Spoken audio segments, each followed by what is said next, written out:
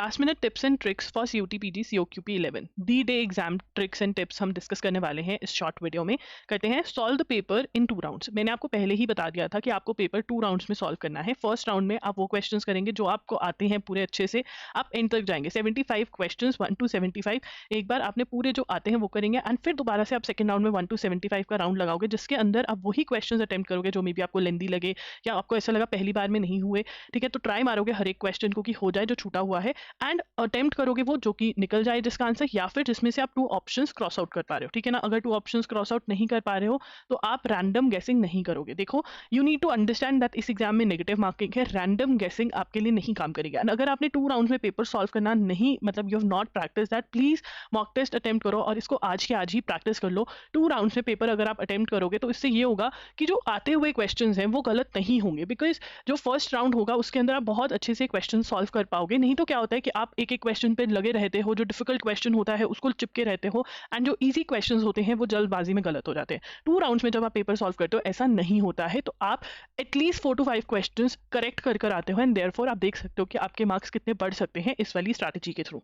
How many questions should I get right, this is the wrong way to look at the exam. देखो, मैं इस पे बहुत बड़ी वीडियो कर चुकी हूँ कि आपको कैसे पता कि एग्जाम ईजी है, डिफिकल्ट है, क्या कट ऑफ जाएगा, आपको कुछ भी नहीं पता, इनफैक्ट किसी को भी नहीं पता, नो वन नोज। ठीक है ना, जब एक्चुअल रिजल्ट आता है तभी पता चलता है कि क्या कट ऑफ है। तो ये आपका एम होना ही नहीं चाहिए। आपका एम ये होना चाहिए कि यार जो मुझे आता है ना बस मैं वो सॉल्व कर रहा हूँ। ठीक है ना, जो मुझे आता है मैं वो सॉल्व कर लूँ, 100% वाले सॉल्व कर लूँ, जिसमें से 2 ऑप्शंस क्रॉस आउट हो पा रहे हैं वो सॉल्व कर लूँ, बस यही मेरा एम है, और कोई एम आपने लेके ही नहीं जाना है।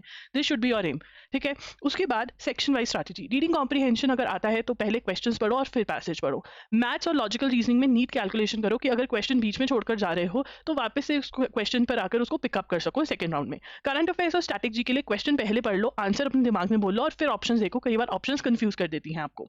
Tips and tricks, read the questions very very carefully. क्या पूछा है उन्होंने जल्दबाजी में, अगर देखो आप हड़बड़ी में डर में पेपर करोगे ना, पैनिक में करोगे तो ऑब्वियसली गलतियां होंगी। तो आज से ही अपने आप को बोलने लग जाओ कि मैं, अपने आप को इमेजिन करो कि आप एक सीट पर बैठे हो एग्जामिनेशन हॉल में, एंड आप बहुत ही काम हो, कंपोज हो, बहुत आराम से क्वेश्चन पढ़ रहे हो, करेक्ट आंसर्स दे रहे हो, क्वेश्चन वही आ रहे हैं जो आपको आते हैं, जो आपको याद है।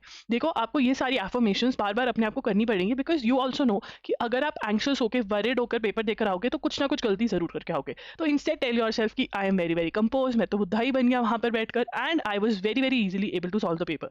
जब मैं एग्जामिनेशन हॉल से बाहर आ रहा हूँ तो आई एम सो हैप्पी कि पेपर बहुत अच्छा हुआ, मैं सबको बता रहा हूँ कि yes my paper went the best. ऐसे करके आप अपने आप को मोटिवेटेड भी रख सकते हो और पेपर भी अच्छा निकल जाएगा। Don't stick two questions. देखो, अगर क्वेश्चन डिफिकल्ट है इट इज फाइन, उसके ऊपर कंटेम्पलेट करने की कोई जरूरत नहीं है, स्किप करो और नेक्स्ट राउंड में उस क्वेश्चन को देखना। Don't panic if you are not able to solve questions. देखो यार, ये एक कॉम्पिटेटिव एग्जाम है, कोई बोर्ड एग्जाम नहीं है, या फिर आपका कोई सेमेस्टर एग्जाम नहीं है कि हर चीज एक बुक में से आ रही है। ठीक है ना, कुछ क्वेश्चंस आएंगे out of syllabus which is completely fine, उनके ऊपर रोना धोना करने से कोई फायदा नहीं होने वाला है। Just skip to the next question. How to handle panic and anxiety. आपको पैनिक और एंग्जाइटी होता क्यों है? आपको ये लगता है कि यार अगर दिल्ली यूनिवर्सिटी नहीं मिला, BHU नहीं मिला, या फिर जो भी यूनिवर्सिटी आप एम कर रहे हो नहीं मिला तो क्या होगा।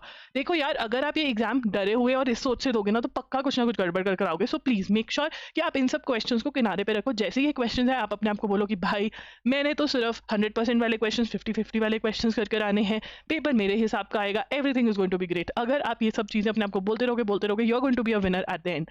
Exam is difficult, left out topics के बारे में सोचना ये नॉर्मल रहता है कि यार ये कर लेता तो क्या होता, ये कर लेता, जो हो गया है बहुत बढ़िया हुआ। ठीक है ना, and just go with it and सोचो यार इतने साल मैंने पढ़ाई करी है, 12th करी, ग्रेजुएशन करी, कुछ ना कुछ तो करी आऊंगा, एंड उसी सोच पे चले जाओ। डोंट थिंक क्या हुआ क्या नहीं हुआ। ठीक है ना, that is what I am going to suggest कि आप करो, एंड अच्छे से पेपर देकर आओ, एंड वापस आके जरूर बताना कि पेपर कैसा गया।